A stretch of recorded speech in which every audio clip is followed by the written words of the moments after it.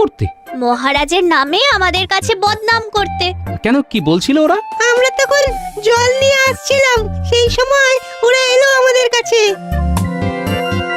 বুঝেছি, মন্ত্রীমশাই এই পুকুরের ব্যাপারটাকে নিয়ে মধ্যপাড়ার লোকগুলোকে খেপিয়ে তুলে একটা অশান্তির আগুন লাগাতে চাইছিল। কি বাজে লোক তোমাদের ওই মন্ত্রী, হ্যাঁ? যাকে উনি ওনার মতো ভাবুন, আমরা আমাদের মতো কাজ করে যাব। তুমি সাবধানে থেকো গো। চিন্তা করো না গিন্নি, আমি সাবধানেই থাকবো।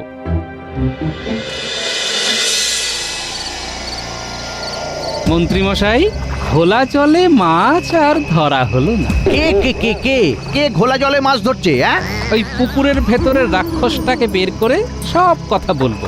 রতন, জালটা ফেলে দাও। দিচ্ছি।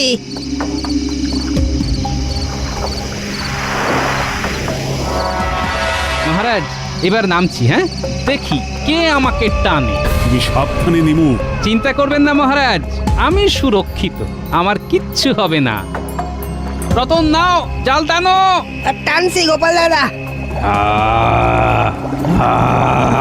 আমাকে ছেড়ে দাও, আমাকে ছেড়ে দাও, আমি কিন্তু তোমাদের সবাইকে ধ্বংস করে দেব। কে তুমি? কেন আমাদের এই কৃষ্ণনগরের সরল প্রজাদের ক্ষতি করছো?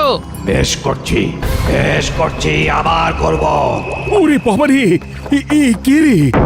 ভূত, ভূত। আমার অনেক ক্ষমতা। তোমাকে দেখাচ্ছি মজা।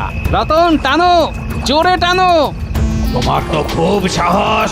হ্যাঁ, তা আমার সাহসটা একটু বেশি বটে। তুমি আগে বলো এখানে কেন এসেছো? তোমার চাঁদ বদনটা একটু দেখি। বাবারে, এ কে? আমাকে আমাকে আর বেশি ঘাঁটিও না, ঘাঁটিও না।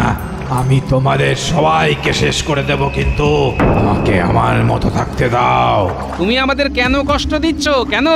আমি এই পুকুরে বেশ শান্তিতেই ছিলাম, তোমরা আমাকে বাধ্য করেছো আমার শক্তি দেখাতে। আমরা তোমাকে বাধ্য করেছি? কি করে? এই পুকুরটা আগে বেশ ভালো ছিল, কিন্তু তোমাদের কিছু মানুষ এই পুকুরটাতে নোংরা ফেলে দূষিত করে তুলেছে। ভূত, আমি কিন্তু কখনো তোমাদের ক্ষতি করার চেষ্টা করিনি, কিন্তু তোমরা এই সুন্দর পুকুরটাকে নোংরা ফেলে নষ্ট করেছো। আমি বুঝেছি, আমি কথা দিচ্ছি আর কখনো পুকুর ময়লা করতে দেব না। বেশ, তোমরা যদি আমাকে কথা দাও পুকুরে নোংরা ফেলবে না, নোংরা করবে না, তাহলে আমিও কথা দিচ্ছি, আমিও কারো ক্ষতি করব